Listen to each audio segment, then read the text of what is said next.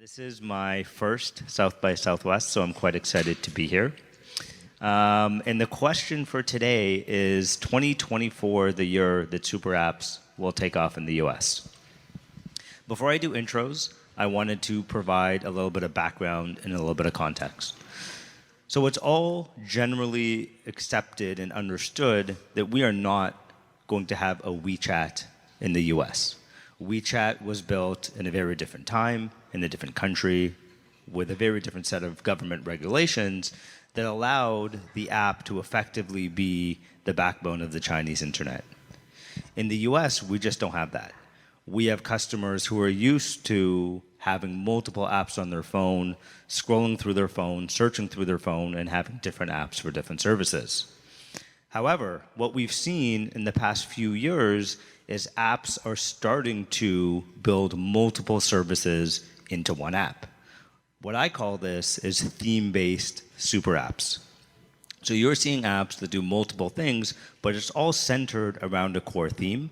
And there's some very real benefit for customers to go into one app to do multiple things. So my name is Hussein Fazal. I am the CEO of Super.com. We are a Series C company. You can go into the App Store, you can download the Super.com app. What the app does is it allows our customers to earn money, save money, build credit, all under one app. So you could use the app to book a hotel and save 30%. You could use the card to earn cash back and build your credit score. And you can also use the app to earn money by playing games and by filling out surveys. So it's all under this core theme of saving, earning, and building credit. I have with me two esteemed panelists who you may know. I'd like to introduce them, and they are also building theme-based super apps in certain ways. So I will start with Lauren. So Lauren is the head of new verticals at Uber. Uber is effectively building an app around the theme of mobility. So it enables customers to go anywhere and get anything. So Lauren, just in case someone doesn't know Uber, please introduce Uber and tell us how the business has evolved over time. Yeah, thanks for the introduction. And thank you all for coming so early as well on a Sunday. So as most of you know, Uber started as a mobility platform. So you would open the app, book a ride. Really, we were focused on changing the way you got a ride around town. Predominantly focused on taxis back in 2008. Over the next roughly 10 years, the company specifically focused on executing and enhancing and growing that business. In 2017, we launched Uber Eats, which is now a very big business as well. But in the last roughly 5-6 years, we've been really accelerating our mobility business as well. So we launched Uber Boats in the UK. We've launched parking during the pandemic, actually. We're now doing flights in the UK. We're doing trains in the UK. We're doing a number of experiments across the world as we continue to test and iterate on where do we have the right to play in the mobility space and how do we think about engaging with our users on a high frequency but also low frequency basis. Awesome. That's a great intro, Lauren. And we also have with us today Ben. So Ben is the head of banking products at Cash App. For those who know about Cash App, they know about Cash App. It is an app developed by Block, formerly Square, with the core theme being around money. The app has 56 million monthly transacting customers. They offer peer-to-peer payments, the Cash App card, investing, and more. So Ben, can you introduce Cash App to everyone and tell us how that business has evolved over time? Yes, of course. And thanks for that intro. Excited to talk to everyone today. So I'm Ben. I head our banking product teams at Cash App. What that means is my teams are thinking every day about the new services and utility we're providing such that customers can use Cash App as their one-stop shop for managing their finances. And increasingly, we are seeing a lot of customers use Cash App as their primary banking platform. So that means depositing their paychecks from their employers, spending, making everyday purchases across coffee, shopping, et cetera, saving, and a host of other services. So Cash App was really introduced to the world as a peer-to-peer app. So customers paying each other back after they had dinner together or had drinks together. And since then, it's developed into much more than that. Similar to how Uber grew to all these other verticals, we introduced a Cash App card, a personalized Visa debit card. I think I have mine on me right here. So, for example, customers can personalize their card, put their signature on it. It's a great representation of their money, and we have nearly half of the 56 million monthly transacting customers using that. We also have customers saving, automatically saving when they're spending, roundups when they're getting paid. You can now buy and sell stocks and Bitcoin. You can get a short-term loan. We actually have a lot of customers filing their taxes. So I don't know if folks here have finished filing their taxes. Obviously, very top of mind for people. So increasingly, we're really looking towards being that primary financial platform of choice. We have a vision that the banking platform that sort of is the best or like wins in the future is one that not only helps people deposit, spend, and save. Obviously, you need to do those things really well, but it's actually one that actively helps improve the financial lives of our customers. And that's something that we can do through very differentiated utility, serving a wider swath of their financial lives, and then obviously goes alongside keeping their money safe. For example, you now have FDIC insurance, or we've had for a while. You get FDIC insurance on your funds if you get a Cash App card, right? So these are all ways we're starting to gravitate more towards being that money platform or that primary banking platform of choice. Thank you for sharing that. It sounds like Cash App and the Super.com app have a lot of similarities in terms of improving financial health. I want to dive straight into the actual term Super App. I know people use the Super App term a lot. Most people think about WeChat, but we talk more about theme-based Super Apps. We know Elon Musk likes to throw out the word Super App and that he's going to build a Super App off of Twitter or X. So let's just talk about that word. So what does the Super App mean to you? Do you use the term externally? Do you use the term internally? And if not, how do you rally people around a central theme? Are we starting something with theme-based super apps? Yeah, I can take that one first. So for us, internally and externally, we don't think about the word super app. And the reason for that is when we look at things, we're really focused on a theme. We're staying within kind of our right to play. If I was to spin something out differently than how you go anywhere or get anything, it probably wouldn't resonate with our core demographics and the reason that our customers use us. How we think about it in the mobility space, and the word that we use more so words we use internally, is we want to be kind of the like iOS of your personal go get anything needs. So that seems really big, but really what that kind of tells is, if you think about, I have an iPhone, so I'll use iOS as an example, but if you think about it, like Apple has built the iOS, they've also built certain apps within that domain that they own, control, and build as well. Think of that as UberX, Uber Comfort, Uber Black, Uber Eats, and then they also have third-party apps like the Uber app on their iOS as well, and that's starting to be what we are doing as well. So if you think about with trains in the UK, we're partnering with local train providers and Omeo to bring those experiences to consumers in a much more visible way. We're doing the same with Hopper on flights in the UK.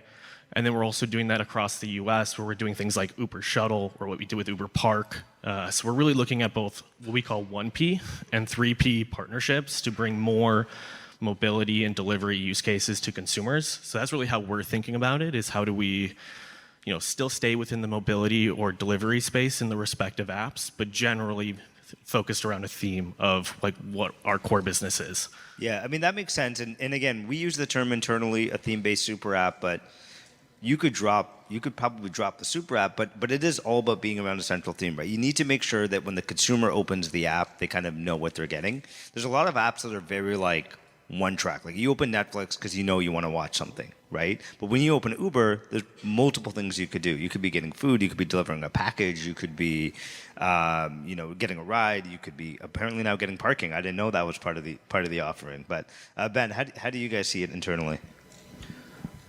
At Cash App, we also don't use the super app term internally. I wouldn't say it's an objective that we explicitly strive towards. The right to play nomenclature is pretty interesting. I mean, the way we think about it is we want to focus on our customers' core money needs. And if you take a step back, money is one of the biggest common denominators for so many things in this world. It ties a lot of things together. So in that sense, we believe money is our right to play. And if you think about it, so whether I'm paying Hussein back for drinks, or I'm buying my subway ticket on my way to work, or my employer pays me, or let's say if I file my taxes, at the end of it, I either owe money or I'm going to get money back. Money ultimately ties all these things together. So we view that as the conduit by which we can affect impact and positive change in our customers' lives. And per what Hussein mentioned just now, there is a lot of value in our customers being able to do a lot of things with their money in one place. So if they open up Cash App, for example, they can see their paychecks from their employers. They can pay people. They can find an offer at, let's say, McDonald's. They want to save 10% off on McDonald's. They can take a loan, et cetera. So once again, it's all centered around money and customers' needs. And increasingly, we can tie all these things together, right? It's not like the card that I just showed everyone. It's not like that product is distinct from our savings product, right? It's like these things are interconnected. When you spend with your card, you can round up into savings. When you get paid from your employer, you can also similarly have a percentage of that automatically go to savings or stocks, right? So money to us is just like a great sort of conduit to tie all these things together. And increasingly, we want to also just allow people to do anything they want with their money. That's a really empowering thing. Like I can send Lauren $10 of Nike stock within Cash App. I could have sent that to him in the form of just normal US dollars. So we're trying to blur some of the boundaries of the restrictions that people have typically thought about on money. And increasingly, that just kind of spans a wider and wider part of your waking to your falling asleep at night. Yeah, so let's go a bit more into that, into the customer experience, right? Because again, I think we all kind of agree here that we don't really use the term super app, or at least customers definitely don't. They're not saying, hey, I want to download a super app, right? No one wants to do that. But there are real benefits to tying these things in together. So as an example, in the super.com app, you're a customer, you can come in, you can play games, you can fill out surveys, you can earn money, but instead of then making it difficult to pull that money out, we'll just put it straight onto your super pay card, which is a MasterCard you can use anywhere. You walk into the grocery store, you tap your phone, and now all of a sudden you're like, wow, that's pretty magical. I made some money.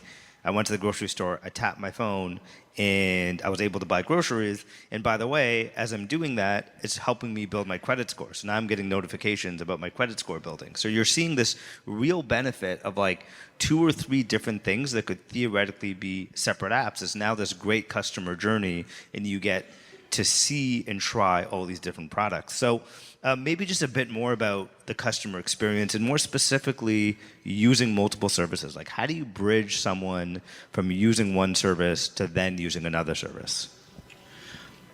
Yeah, I think that's actually the hardest part of anything you want to do when you expand outside of kind of like your core business. So for us, our users have been trained for a very long time to open the app, book a ride, maybe look in the app, maybe a couple minutes, really most of the time, maybe while you're waiting for that car to show up. Now, all of a sudden, I'm asking you, hey, open the app up to 11 months in advance to buy a flight, or to suddenly book a train, or think about it when you're in your personal car and you want to like park back in the day. So there's all these different things that we're expanding outside the use case, which is really tough. Also, you have a very limited screen to advertise and show those things to. So you're faced with a number of options, and you have to think about how we prioritize those. But at the end of the day, it's easy to put other products in an app. Like, you can build it, you can partner. Like, those are relatively easy to do. It's how you source them together and tick and tie them. That's where we spend most of our effort. And what's important as well is making sure that your brand comes through in all of that. So the UI meets the expectations that you'd see on UberX or in other parts. So really around the customer experience is what we spend probably 95% of our time focused on. And I know we'll touch on AI here in a bit as well, or how we're using those to tick and tie as well. But generally it is the most important, but it's also the hardest. And I think it gets harder the longer your company's been around and you've been playing in this space. I would actually say that like you probably have an advantage over us, as consumers are onboarding at a much faster rate than they may be on Uber, because we've been around for so long. Right. But yeah, generally I think it's the hardest one, but it's the most critical. Awesome. Okay, Ben, I want to ask you that too, but first, Lauren, I'm going to ask you for some specific numbers. So, if you look at your customer base, what percentage of customers use Uber rides get cross-sold to Uber Eats, or Uber Eats get cross-sold to Uber, or just in general, like, do you have customers using both services, or do you have people kind of they come in and they're like just doing one thing? It depends by country, but what do you think it would be in the US? Oh, by the way, we did not prepare for this, so this is really me being on the spot. I think Uber rides and Uber Eats both do extremely well in the US, so I'm guessing it's probably like 60%. Yeah, it's probably pretty close. Yes. Definitely in the U.S. I think it Okay. skews in different markets. The U.K. is one of our strongest markets, so it actually skews higher there. The pandemic did a great deal of moving consumers from a rides only to trying both platforms and now staying sticky. I think that was one of the hypotheses we had coming out is like, maybe it will fall off as the world goes back to moving. Definitely has not. So it's still super high. However, though, even though it is, probably right around with the percentage you called out, the thing that's important for us is still focusing on those that are rides only and converting them to be also try the Uber Eats business, and also those that are Eats only and trying to convert them to the rides. They service different markets depending on where supply is at or courier base. But generally, it's still an important acquisition channel, even though those businesses have been rather mature for some time. Right. Okay, one more thing, and then I'm going to go to Ben. Okay, so Uber and Uber Eats, we all know about those two businesses. Everybody uses them, 60% cross-sell. What about outside of those two? Package delivery, parking, flights. Like, what percentage of an Uber and Uber Eats customer uses one of these, I would say, newer services? Yeah, so at a global level, we do about a little over 1 million trips an hour on our mobility side of the business. Most consumers don't know that you can actually get an iPhone from the iOS store or from the Apple store delivered to you via Uber, that you can send packages, that you can do various other things within the mobility app. So our awareness of new products is actually relatively low. And that's something that kind of alludes to what I was mentioning earlier of it's really hard to get people to open the app, book a ride on demand, to now start thinking about scheduling a ride even or growing that. So earlier this year, we did a really big campaign around, the airport dad, really around trying to get you to open the Uber app earlier, reserve your ride, both to as well as from the airport. And it's still a huge focus. Scheduled rides, reserve has been around since 2015, 2014 in our app, but it's still something that only 1 in roughly 5 consumers takes to the airport. So it's still something we're super focused on growing. But yeah, awareness tends to be the biggest challenge, but something that once we see you try the first product for the first time, so package delivery, for example, the stickiness is really strong. So about 80% will repeat a package delivery once they come into the app and see that they can do that and understand the magic that we're bringing to the package delivery space as well. I love package delivery, by the way. I have used it. Nice. Okay, Ben, tell me about multiple services. What percentage of customers use multiple services, and what do you do to bridge people to do that? I think it comes down to the customer experience. So when we build products at Cash App, we hold a really high bar in terms of the cohesion. So there are some apps where there's just a bunch of services listed, almost in like a list-like fashion. That's not the way we like to build things. We like to think about the customer needs and how they tie together. So I'll give an example. The way Cash App has evolved, initially it was people sending peer-to-peer for the most part. So you receive peer-to-peer, and people were taking that money outside of Cash App, right? Like withdrawing it to, let's say, another bank. And we found that customers really wanted to be able to use that money instantly. So when we issued the Cash App card, it was a way for people to just take the money they were getting from peer-to-peer and spend it basically anywhere in store and online. So the expansion to that was one that was really contextual to customers, right? And today, nearly half of the 56 million monthly transacting customers are using their Cash App to spend each month. So 23 million customers, that puts us amongst one of the largest debit card programs in the United States. So there we've seen quite a lot of success moving beyond the core roots of peer-to-peer and gaining a lot of customer resonance from that. And then once you have a card, right, people started to want to fund their account. They want to be able to spend at more places with the card, and that's where people started to deposit their paychecks. So we have 2 million customers who are actively depositing their paycheck direct deposits in the app. And some people obviously don't get paid through direct deposit. They get paid through other means like physical money, checks, etc. So you can deposit all those types of funds into Cash App as well. And then so beyond, so I kind of gave a bit of a flavor of the penetration of some of these banking services. Beyond that, right, we've had millions of customers file their taxes completely for free.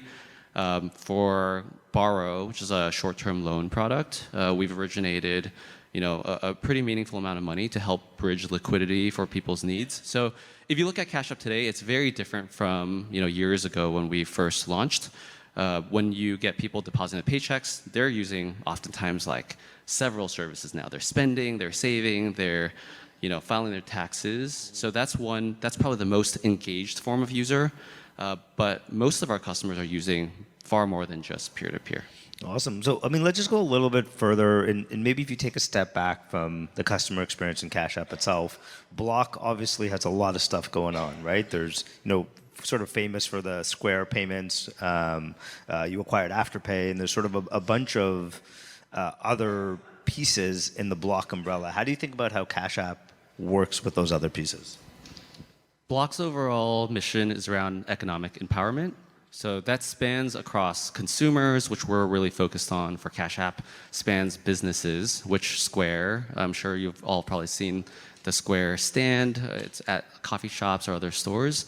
And then Afterpay, as you mentioned. So I'm very focused on driving economic empowerment or making money relatable, instantly accessible for the millions of customers we serve today. And we can go really deep just in that mission, right? Like people increasingly use it for all of their banking and other needs. And certainly there is an opportunity, like through the unique assets we have, to connect consumers with businesses as well. So you'll increasingly start to see the ability to find local merchants, find, say your local Square seller or even other businesses, find deals, which is where Afterpay has traditionally been strong, find deals or ways to pay. And as you see our app develop over the next few years, you'll see us bringing more of Afterpay into Cash App. And these experiences where you can find ways to make your money go further, find flexible ways you can pay for things. So I think all of that opportunity is ahead of us. You'll see some of it in the app today, and there's a ton of low-hanging fruit. Awesome. Okay, let's do a little bit of audience interaction. Who saw the Uber Eats commercials around the Super Bowl? Okay, I would have expected a bit more, but Lauren, tell me about. You could talk about those commercials specifically, but maybe just about brand, right? So everybody sort of knows Uber, but yet you're continuing to invest in the brand. You're doing some really cool things around Uber Eats. Tell me what you do around brand and how you think that helps with user acquisition and retention. Yeah, so first, before we do anything out of home or like outside of the app is the way to think about it. We first make sure that like we're really positive and solid on the core experience. So obviously like Uber Eats has been around a long time. The Super Bowl is the channel and the target demographic in an ad like that is very different than maybe what you would do on every day out of home generally. But for example, one of the things that we've done as we think about branding, and I think what we did in the UK where we got a little bit of virality around what we're doing with trains is like a really great point of tying it back to what we're doing. So our UK team did this media stunt where we had people that were engaging with the Uber app just like they would for UberX, but all of a sudden they were standing at a Paddington station in London and talking to the train conductor, acting as if like, oh, this ride's for ABC, and trying to play on our core business to make it a natural jump mentally for consumers. I think the thing to know about like, there's obviously the brand that you have with friends where like Uber's a verb you could say and like all of that, which is fantastic. Today out of home and what we did with the Super Bowl specifically was more so about just being playful, continuing to educate users that you can get more than just food delivery in Uber Eats. It was really around a grocery. You can get your prescription drugs delivered to you. Like there's a bunch of different ways. So it's really playing on that. I think you haven't seen us run any large ads around our core mobility business because like we just haven't needed to. Generally, what we're doing right now is if I'm trying to educate a user on new products within the mobility app, I focus on less expensive channels. I'm very focused on our customer acquisition cost. So we focus on push messages, which we can control from our app, emails. We focus on our in-app advertisement space. And then I think as we think about like growing those more so outside, I think it's really kind of just continuing to nudge consumers towards the Uber app in general, like not being too long. Like you want it to be very quick. You're playing with a lot of time when you're doing out of home, for example. So I think if let's say South by Southwest, for example, like I'm not going to put a Uber travel ad probably out here.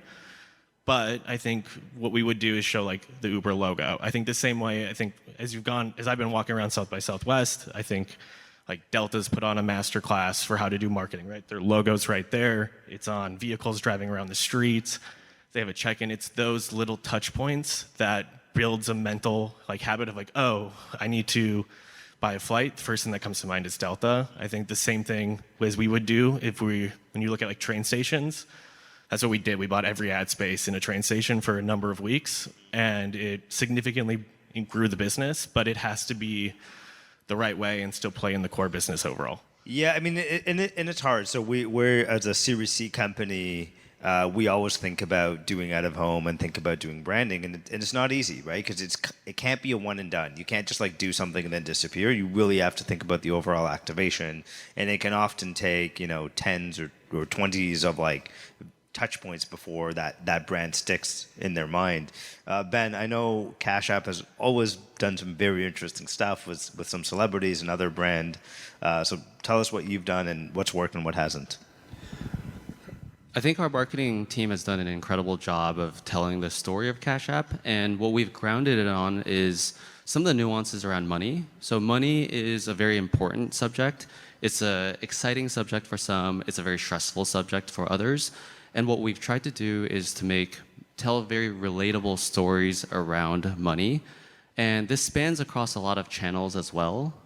Early days, we used a lot of our own channels as well. So social, on social media, similarly in-app messaging and other of these tools. And some of those channels were quite innovative. I would say today it's pretty table stakes for financial brands to have social channels talking to customers. But at that point, it wasn't. So I think we've always been on the cutting edge of telling the story.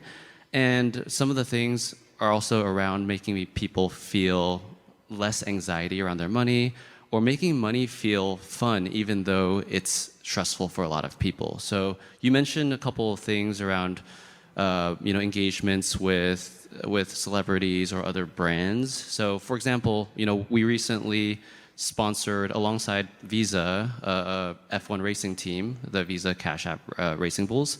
And I think 2 years ago, I was here in Austin joining the race and basically partaking in the event. And that's one way we tell the story, engage with our customers in really creative ways.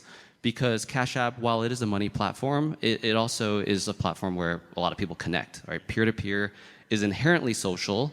And then more recently, I think we launched a new card. So we launched the glitter card. I think I have that here as well. So we partnered with Kiki Palmer in our recent launch. So there's all these ways where we can make money, once again, feel more fun and more relatable, while recognizing that it's a very critical and also serious subject at the same time. I would say too, on our end, I know I assume an F1 sponsorship is super expensive. I know for our Super Bowl stuff, we do a lot of celebrities. Our most viral campaign cost $30. It had an Uber employee, walk out and record how to open a Tesla. And that's how we launched our partnership with Tesla, and it blew up. You don't have to overthink your out-of-home campaigns. Just make it simple, make it relatable, and that's what connects with people. That's awesome. Okay, no panel would be complete unless we talked about AI. So let's talk a bit about that. In AI, there's obviously many use cases for AI. We use AI in some underwriting when we do cash advances. We use AI for customer service. We use AI kind of across the board. But one thing which is particularly interesting to me is personalization. So when you do have I mean, if we call it a theme-based super app, but when you do have an app that has multiple services, how do you know what service to show to the customer? How do you not clutter the home screen? How do you not make it just look like a list of services and a bunch of icons? So let's talk about AI in general, and if you can talk specifically about personalization and how you tailor the app to what you think the customer would want or need next. Yeah, so I think for us, we started doing AI, MLL models, all these things years ago. So it's not, even though it's blown up in a topic, it's not net new. Our actual home screen, so when you open the Uber app, there's a lot of models running that to show which product we're recommending to you, which ones show up in the 4 slots at the top, what addresses we're showing. So sometimes it can be like you have a reoccurring doctor appointment that you typically Uber to. That one will show up at the top on that time and date. Like being very contextual is key. Getting you to move through the funnel is critical. So we've been doing this for a long time. That's obviously on our home screen, which is a very limited surface as well. But we also use it a lot for like what type of push notifications we send to you. How do we communicate? What references do we show you for restaurant selection on Eats? There's a number of ways that we're doing it. We also are using it for our ads platform as well. So pretty much there's nothing in the Uber app that isn't touched by AI in some way today. Even ways that are like outside of like human control. So while we're doing 1 million trips an hour, there's only about 200 people running the US business. So it's relatively pretty lean in terms of like our operations team. So we lean heavily into that for a reason. So cost efficiency is critical. I think that's where you're seeing a lot of the Gen AI topics being true and being talked about. And we're consistently doing that as well on our support channels and things like that. So it's definitely important. I don't think like it's changing the game in terms of like how users engage with our platform. It's just making us more efficient and making us do better at tying things to consumers. I think where Gen AI gets a little bit more interesting is when you're able to pull in large sets of data quickly from outside sources. So we already have a bunch of internal, and that's really just like how we optimize around that, which I think gets more interesting. Got it. Ben.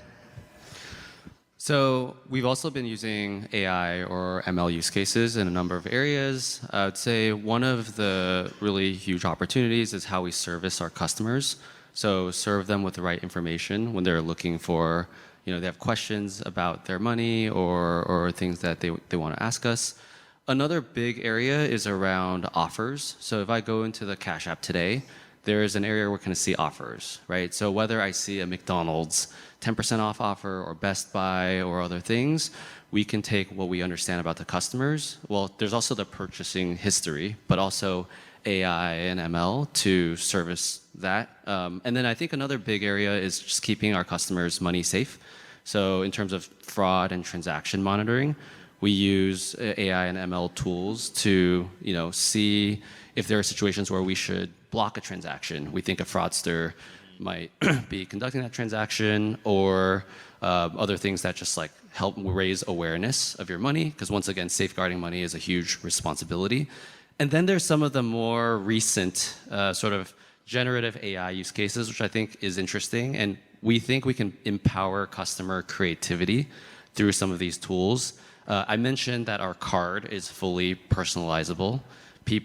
Some people take hours to personalize their card because it actually represents their money, right? When you eat out with friends, in the end of that meal, you're throwing down your card. You're not throwing down your bank statement, or you're not throwing down like other things. So, with Gen AI, we could potentially empower that creativity on the card.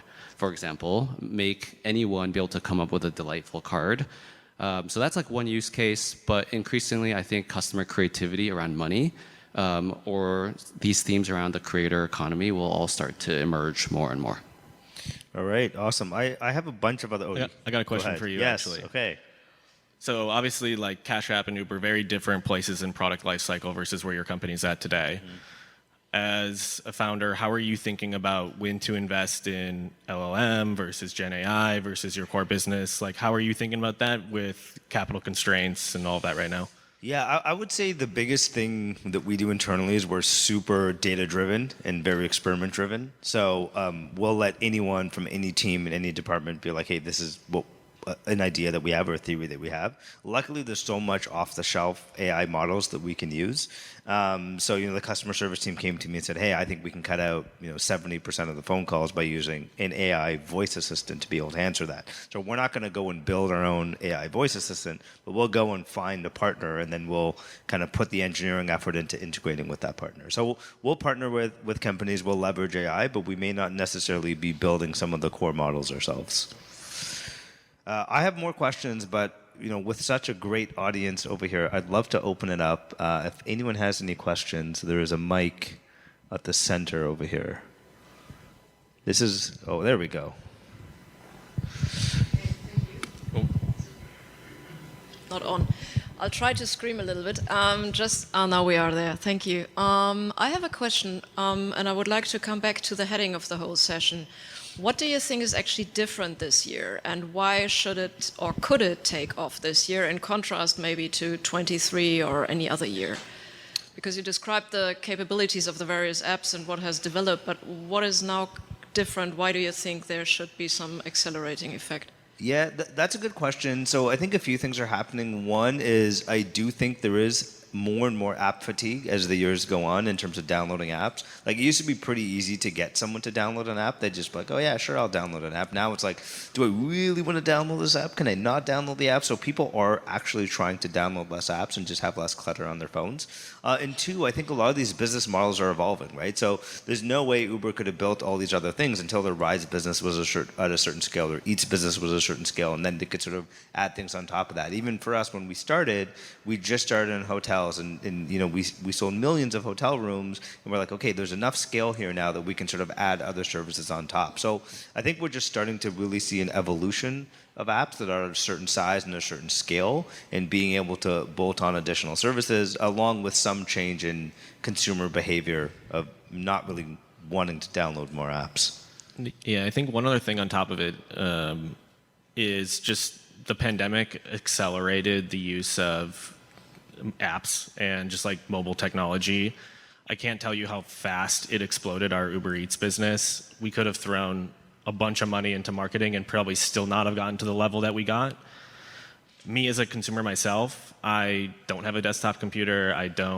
My laptop is my work laptop. My phone is becoming more and more important of how I interact with brands and other companies as well. So I think for Uber as an app, it plays very well, and that's why we've accelerated our iteration and exploration of new things. That doesn't mean we're going to get it right, but it's definitely been a nice tailwind for us overall. All right. Okay. There has been some discussion that with the LLM evolution and voice technologies to maybe a migration for a kind of a conversational interface. How do you think that may impact the super app strategies? Yeah, so I mean, conversational interfaces are always interesting. Actually, you go back to the very start of the Super.com business. We were actually called Snap Travel, and we started by trying to let you book a hotel room over messaging. And what we realized is messaging is good for customer service, it's good for getting quick answers, it's good for a bunch of stuff, but it is not good for searching, it is not good for browsing.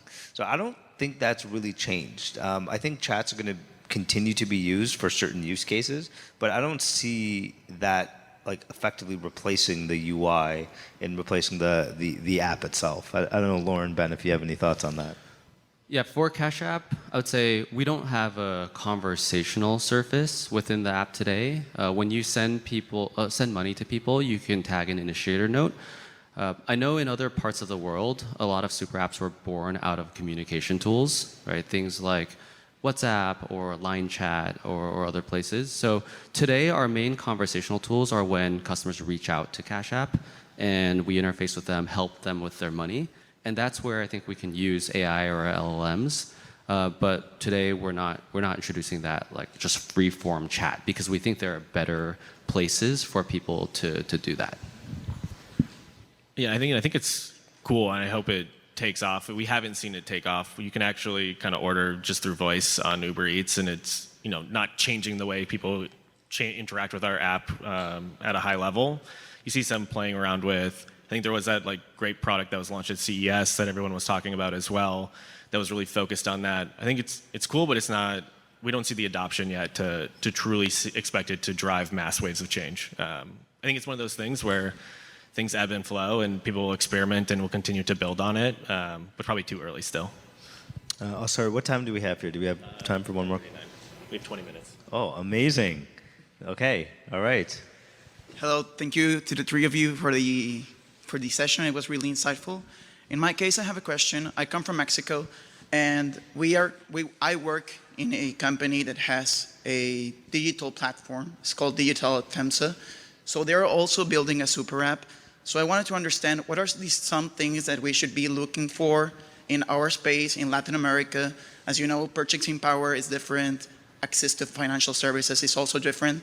So what are some things that we should be looking for to develop these super apps in Latin America? Thank you. Yeah, sorry, maybe just tell me a little bit more about the app, because it sounds kind of like similar-ish to what Cash App is talking about, and a bit about what we're talking about, which is like kind of money and financial services as a central theme.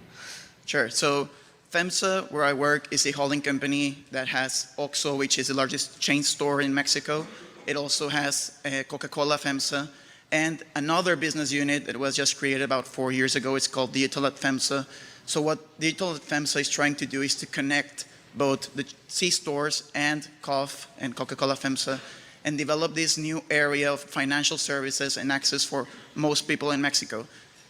It's usual that people in Mexico are not as eager to find financial services or to look for banks as an option to develop their financial understanding, to have a deposits, to use everything. So they usually go to OXXO because they find it a more appealing option for them.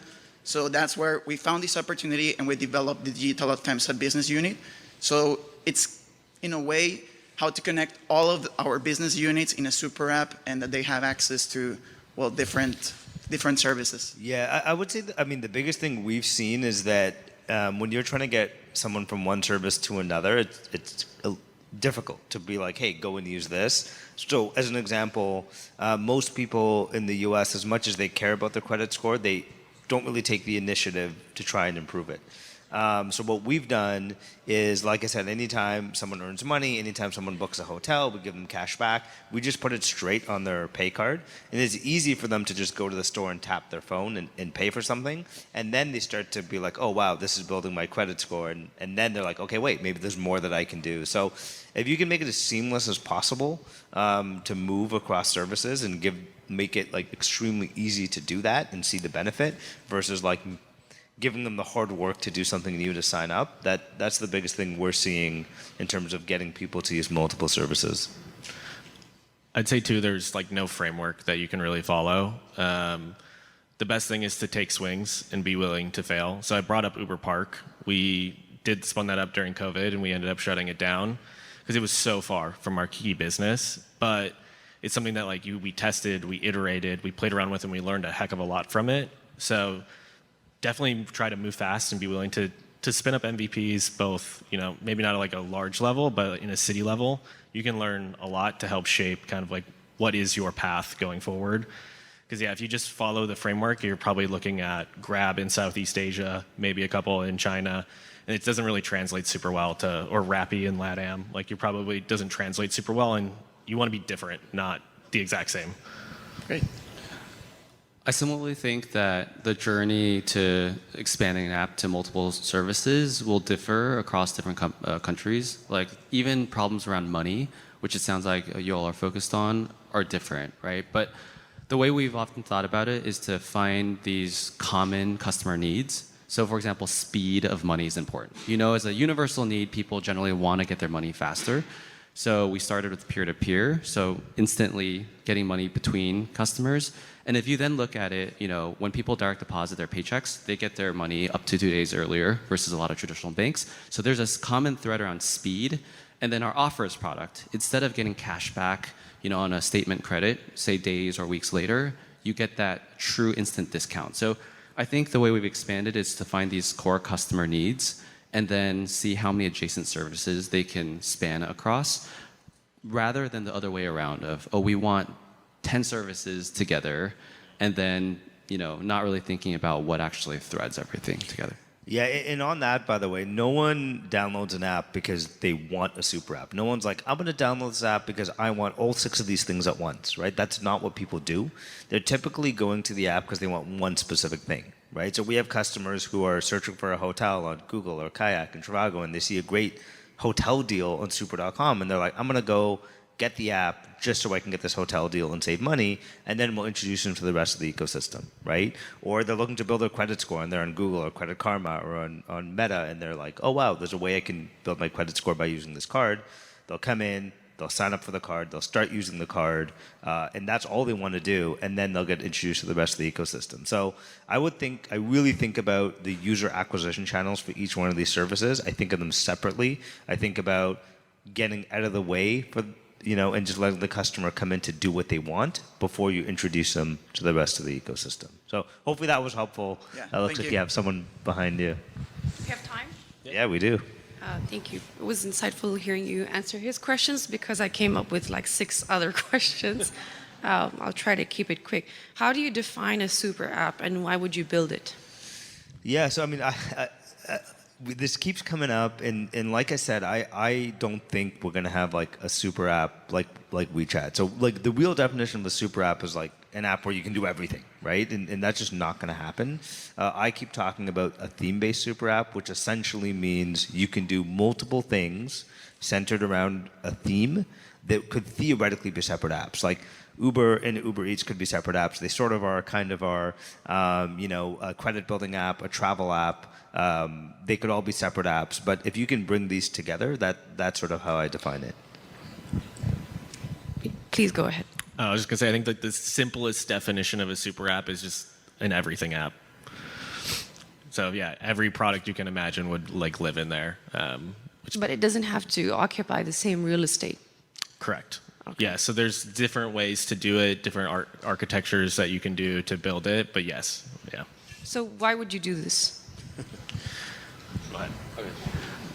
So I mentioned at the start, we at Cash App, we don't aspire to be a super app. So it's not an end goal that we explicitly sort of like aspire to. But a couple of the reasons why we want to make ourselves a one-stop shop for money is that it is very convenient for customers to be able to do a lot of things with their money. I'll give an example. Before I was using Cash App for my primary banking platform, right, I was getting my paycheck to another bank.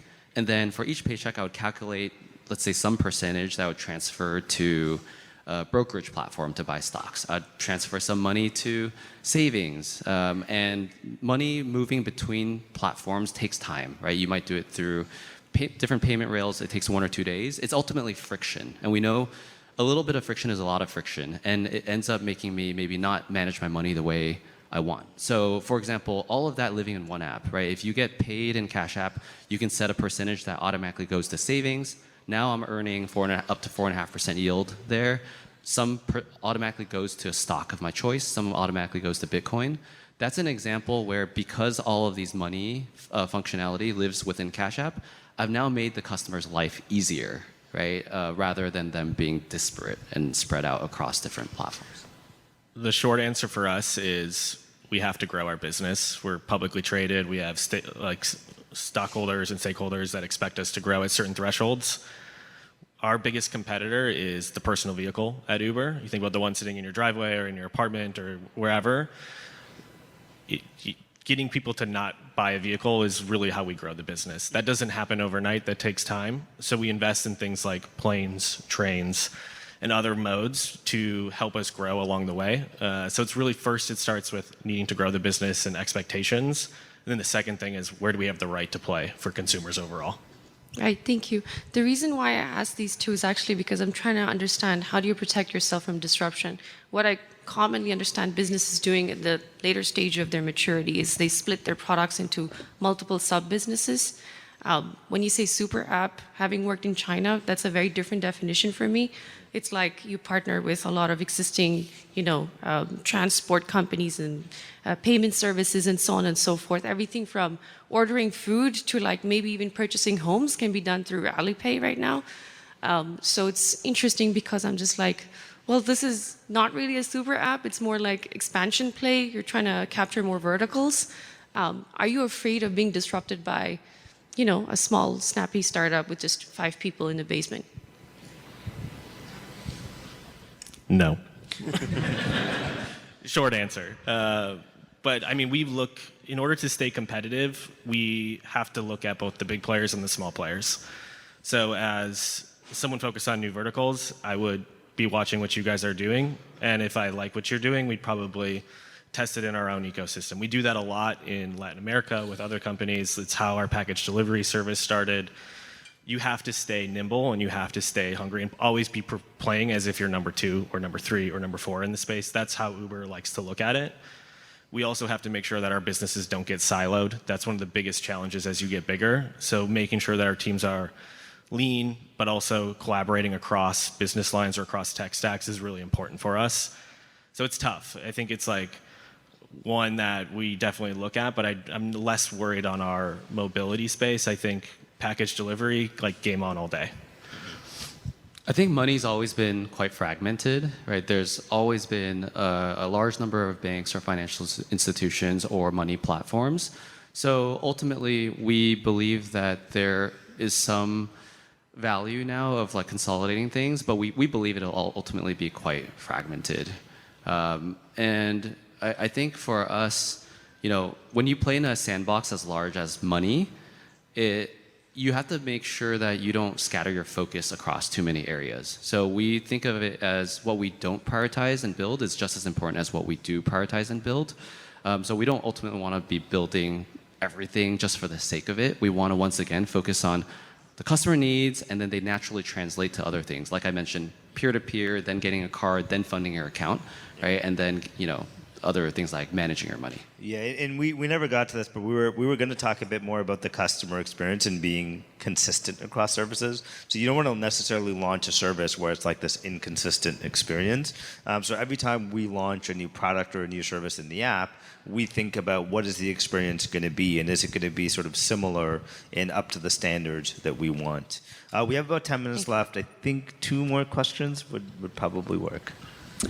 It was a fascinating presentation. Thank you. I can see you have a consumer, and I'm sorry, address this to the money guys, a very consumer-facing application, direct deposit, split the tab at the bar, fine. But when you talk about money, it doesn't take long for bad actors to come into the play. I can't take $20,000 of cash out of my bank without red flags going up all over the place.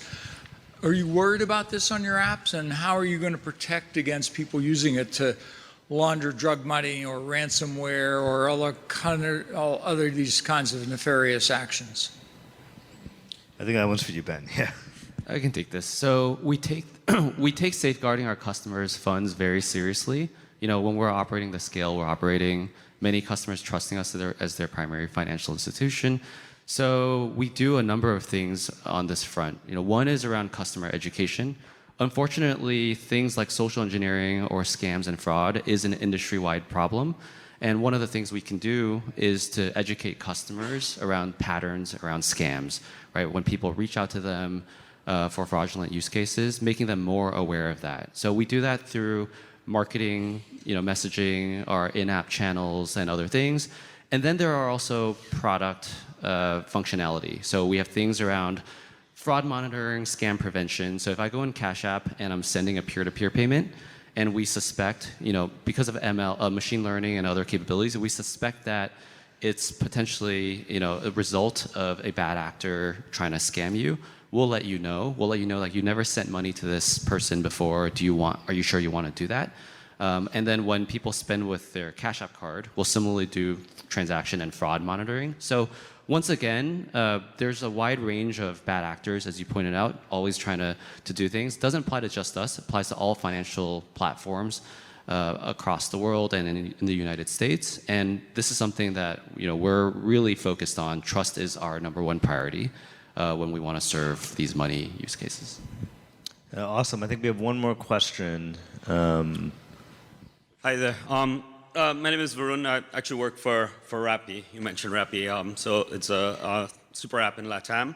And I used to work at Square as well. I had one question, which is a little bit more pragmatic and in sort of the nuts of the bolts. You know, one of the struggle is that when you have super apps and you have like these multi-category, multi-verticals, is there's both like a product and tech challenge on how do you build for that, and there's also a challenge of commercial, right? You know, does a specific business vertical get priority on that? I'm really curious on both those points. How do you organize on prioritization on which vertical gets love?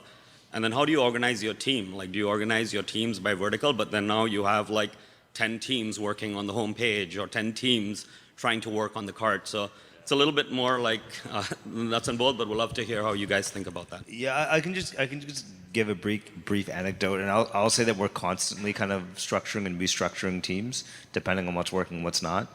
The way our team is currently structured is we have 2 general managers. We have a GM of our travel business because that's a very big business on its own.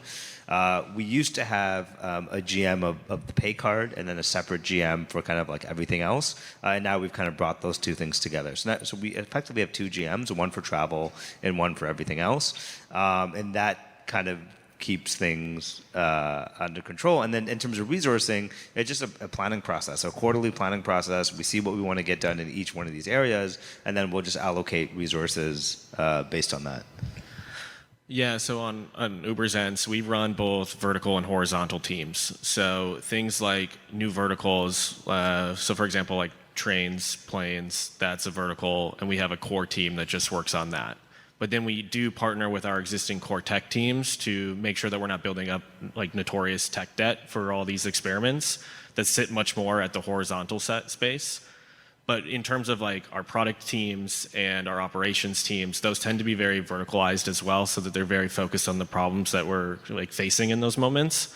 I think when you get into investment and thinking about, do I put a headcount on, you know, like the UberX team or like Surge or something like that versus a new vertical, it tends to be a very contentious debate most of the time. Where's the right place to put it? Because you're putting someone there, it takes like a month to ramp up.